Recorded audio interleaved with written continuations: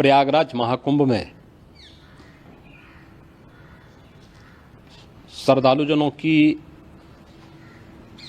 भारी भीड़ है। लगभग 8 से 10 करोड़ श्रद्धालु इस समय प्रयागराज के अंदर मौजूद है। कल भी 5.5 करोड़ श्रद्धालुजनों ने महाकुंभ का स्नान किया था। ये जो भारी दबाव श्रद्धालुजनों के कारण और श्रद्धालुओं के संगम नोच पर जाने के कारण वहाँ पर एक बना हुआ है, लेकिन पूरा प्रशासन मौके पे वहाँ मौजूद है। रात्रि को 1 से 2 बजे के बीच में अखाड़ा मार्ग पर, जहाँ पे अखाड़ों के अमृत स्नान के दृश्य से बैरिकेड्स भी किए गए थे, तो बैरिकेड्स को फांद करके आने में कुछ श्रद्धालु गंभीर रूप से घायल हुए हैं। उन्हें तत्काल हॉस्पिटल में पहुंचा करके उपचार आदि की व्यवस्था उनके लिए की गई है। उनमें से कुछ श्रद्धालु गंभीर रूप से घायल हैं। लगातार प्रशासन स्थानीय स्तर पर श्रद्धालुओं की सकुशल स्नान कराने के दृष्टि से रात्रि को कल सायंकाल 6:30-7 बजे से ही मौनी अमावस्या का मुहूर्त प्रारंभ होने के बाद से ही लगातार लगा हुआ है। प्रयागराज में महाकुंभ में श्रद्धालुजनों के सकुशल स्नान करने, अमृत स्नान के लिए देश भर से आए हुए श्रद्धालुजनों की व्यवस्था के लिए, उनके कुशल क्षेम के लिए आदरणीय प्रधानमंत्री जी का प्रातःकाल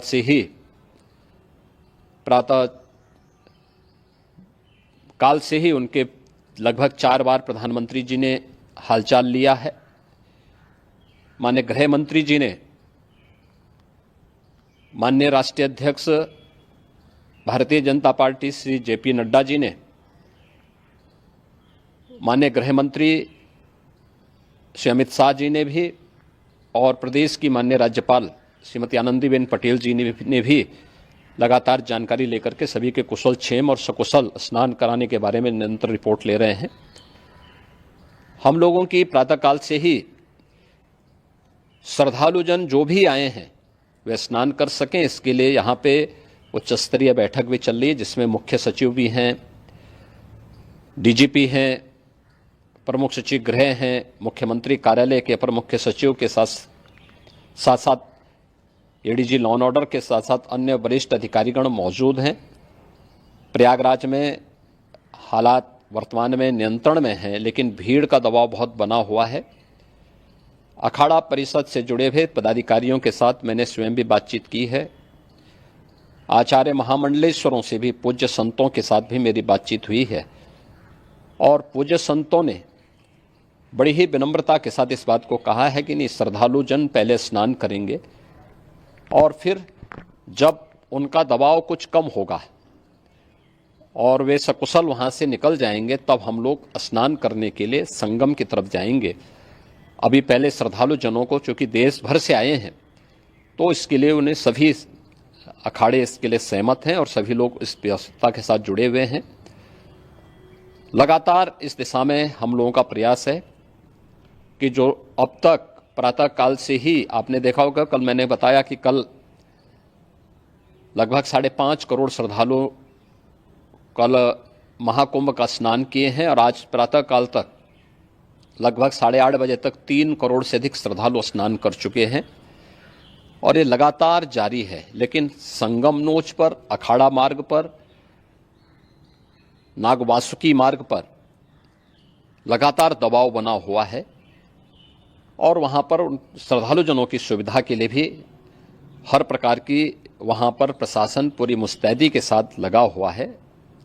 और इसीलिए मेरी अपील है पूरे प्रदेशवासियों से, पूरे देशवासियों से और सभी श्रद्धालुओं से भी, सभी पूज्य संतों से भी